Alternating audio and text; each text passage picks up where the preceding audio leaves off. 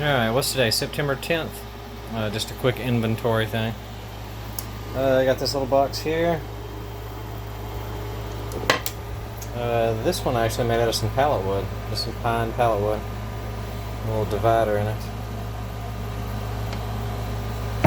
That's the one made out of all cherry wood. I really like the wood grain on that cherry wood.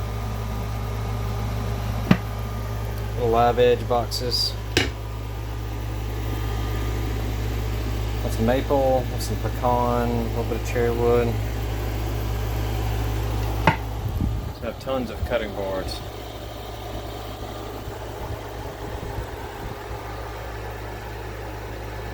On this shelf here, it's got tons of them up there on that one.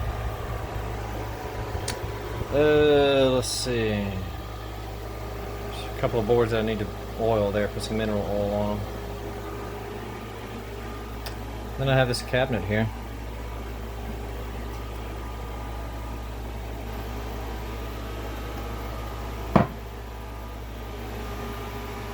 And the studio.